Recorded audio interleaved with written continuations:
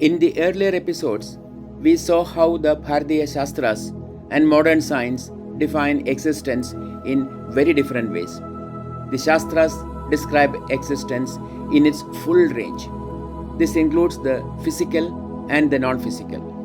Modern science, however, studies only the physical. We also saw that the universe has 4 levels in Shastras. These are the Sthula, the gross, Sukshma, the subtle, Shunya, the voidal, and Shiva, the pure consciousness. Modern science can be interpreted as dealing only with the first 3, the atom-based physical and the atom-based non-physical, and dark matter or dark energy. These correspond to the gross, the subtle, and to some extent the voidal. The 4th level, Shiva, is pure consciousness. Science does not recognize this yet, but quantum discoveries are slowly changing this view. We will explore consciousness in the next episode. Today, we will focus on the total structure of human existence. The Shastras say that human beings exist across the same 4 levels as the universe: the gross, the subtle, the voidal, and the pure consciousness. The structure is fractal.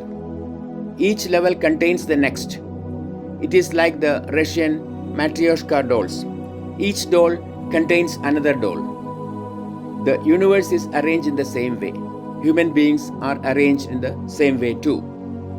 The ancient maxim says, Yatha pinde tatha brahmande, yatha brahmande tatha pinde. The meaning is simple. The body reflects the universe and the universe reflects the body. The Hermetic principle expresses the same truth. It says, as above, so below, as below, so above. The Shastras say that we are not only this physical body, which is visible, we have 5 bodies in total. These are the Pancha kośas. Pancha means 5, kośas means sheaths. They are arranged in layers. They are deeply interconnected. Only the outermost layer is, however, visible. The other 4 layers are invisible. They have become subtler as they move inwards. We cannot see these 4 bodies because they do not reflect light. Our eyes can see only what blocks or reflects light. Air does not block light, so we cannot see the air. Light itself cannot be seen directly. We can see only the light's reflection. In the same way, the subtle bodies do not reflect light, so we cannot see them. The 5 bodies exist along with the jīvātma, the inner self. The jīvātma is the living presence within us. It is the spirit. In other words, it is the soul. It is not made of atom or molecules.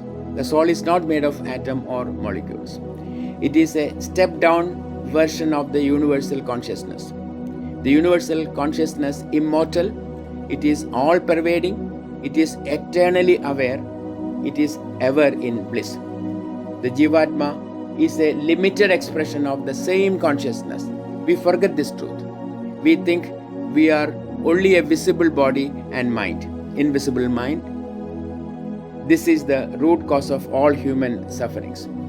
The jīvātma expresses itself through 5 sheaths.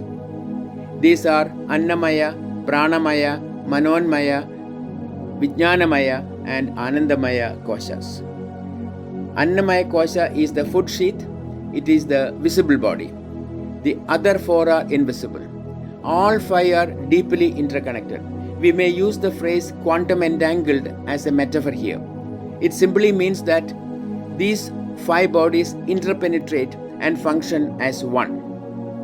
The annamaya kosha is the only body that we can see. It is born, it grows, it ages, and finally dies. It is made from food. It is sustained by food.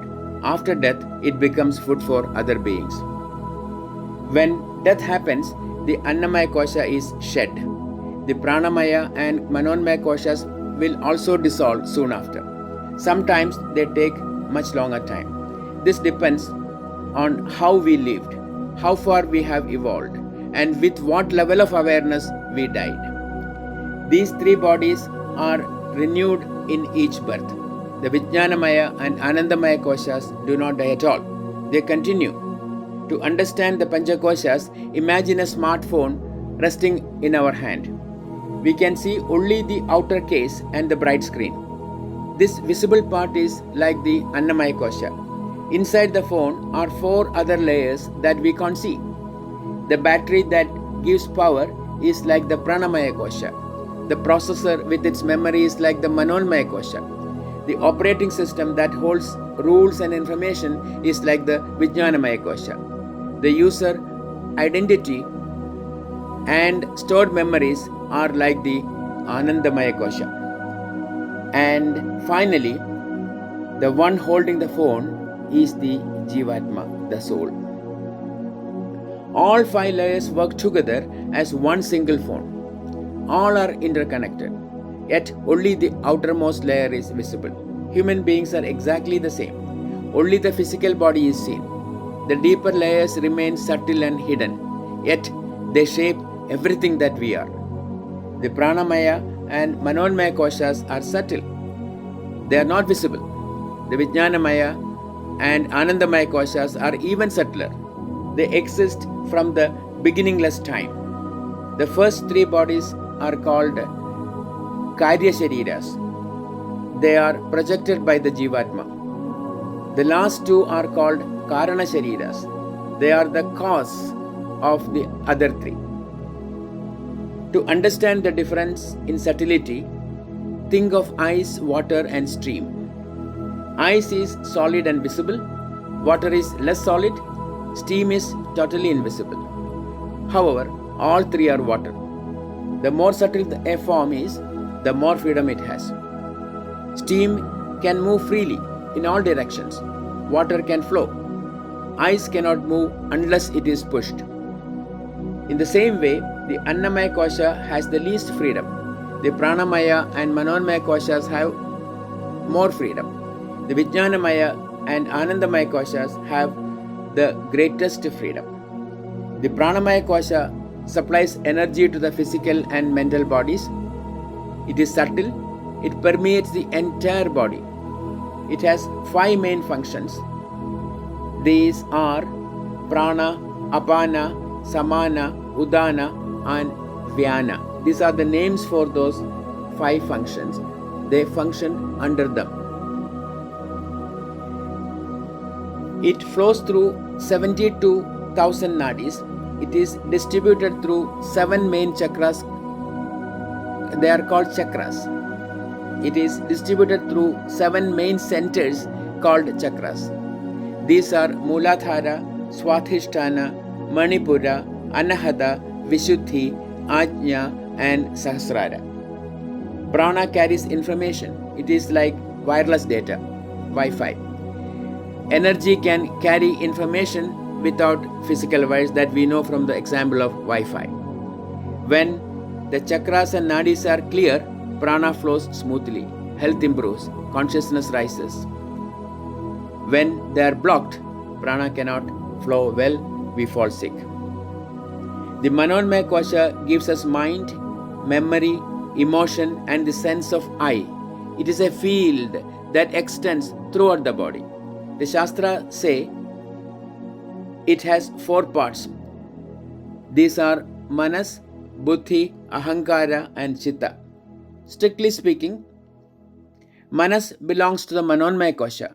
Buddhi, ahankara and chitta belong to the vijñānamaya kosha. We will explore this later. These 2 are not made of matter, that vijñānamaya and ānandamaya kośas. They are beginningless. They are the natural domains of consciousness. They are like heat and light in fire. They are inseparable. If fire is there, heat and light is there. They form the causal body.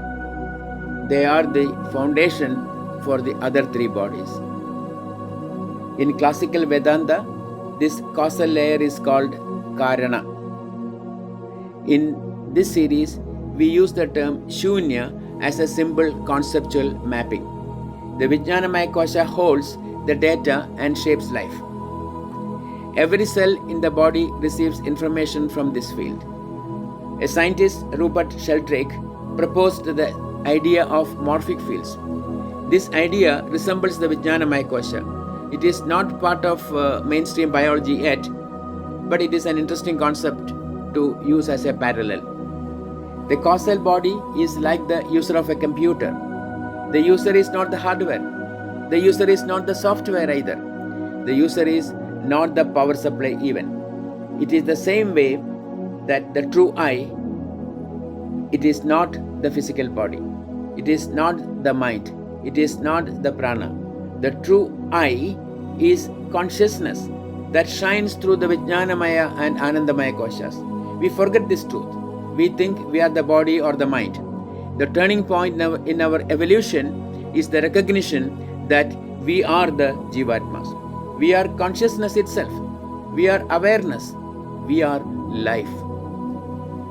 We are units of self-limited consciousness called jīvātmas or souls.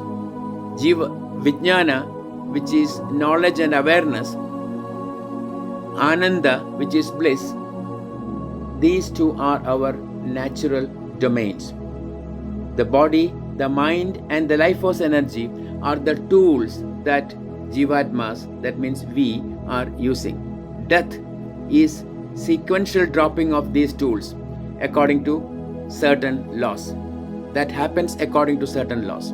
We will explore this in the coming episodes. This understanding is essential for grasping the full vision of Hindu Dharma.